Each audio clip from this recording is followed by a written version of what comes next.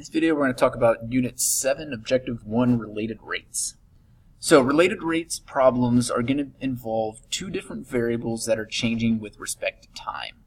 Now these rates are going to be related in some way, hence related rates. So we're going to have two things that are changing. They're going to be related to each other in some way. We're going to have to figure out how they are related and how they are changing. So our guidelines for related rates problems. This isn't going to be set in stone what we want to do every time, but this is a pretty good idea of what we're going to want to do each time. So we're going to want to start by drawing a picture, if applicable, to represent the situation. Now, there's going to be things that are static, meaning they're not changing, and there's going to be things that are dynamic, which means they are changing. So we're only going to want to label the picture with numbers if that piece of the picture is static. If the piece of the picture is dynamic, we want to label it with a variable. So if something moves or changes in any way, we don't want to put a number for it. We want to put a variable. Once our picture is drawn, we want to make a list of everything that we know and everything that we want to know. Then what we want to do is come up with some equation that's going to fit the picture or the situation. We're going to want to differentiate that implicitly with respect to time. So remember, we're going to have to do our dy dt's each time. That's what implicit differentiation means. And then we're going to substitute everything that we know into the problem and solve for what we want to get. So an example of what related rates can look like would be something like this, your stereotypical ladder problem. So a 25-foot ladder is leaning against a house. The base of the ladder is pulled away from the house at a rate of 2 feet per second. How fast is the top of the ladder moving down the wall when the base is 7 feet from the house? So at first thought we'd be like, well, it's falling at 2 feet per second because the base is being pulled away at 2 feet per second. But that's not actually going to be the case. So what we're going to want to do first is let's kind of draw a picture. So we have our little house here.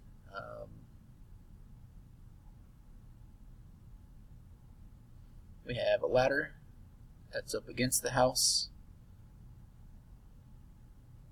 and the ladder's being pulled in that direction. So we need to label everything here. So we have the ladder. That's a static piece of our picture. The ladder doesn't change. The ladder's always 25 feet. Now we have this 7 down here. How fast is the top of the ladder moving down the wall when the base is 7 feet from the house? So that 7 can go right here. But if we think about it, as this ladder moves this way, the distance between the base and the house is changing. So let's call that x. That's dynamic. That changes. That's not always 7. It's only 7 for one instance. Now the other thing that we need to label is this distance here, how high up the wall it is. And again, that's going to be changing, right? As this falls down, this distance here changes, so it's dynamic. We're going to label it y. Now x and y, you can call them whatever you want. You can call it base, height, whatever. We just have to make sure we call them variables because those things are changing. We're not going to want to use this 7. We're going to want to use an x, and similarly we want to use a y. So there's our picture. Now we want to write everything that we know. So we know that the ladder is 25, so we'll just call it L for ladder, is 25. We know at some point the base is 7 feet from the house, so we know at some point x is 7. If x is 7 and L is 25, we have a right triangle, so we can figure out y. So that's going to be a 7, 24, 25 right triangle. So we know at some point y is going to be 24. And we also know this 2 feet per second. So that's how fast the base of the ladder is being pulled. So that's this thing right here. So x is changing with respect to time. So dx dt is going to be 2. So the way x is changing with respect to time, its rate of change, its derivative, dx dt, is equal to 2. So this is all the stuff we know. And what we want to know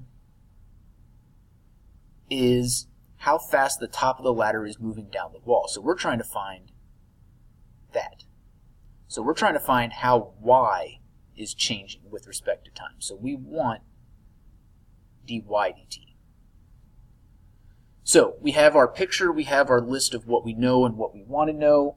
Now we got to come up with an equation that's going to relate this stuff. Well, we've already used an equation to figure out this 24. Our relationship here is going to be our Pythagorean theorem. So x squared plus y squared equals 25 squared. So once we have that set up, we take our derivative implicitly.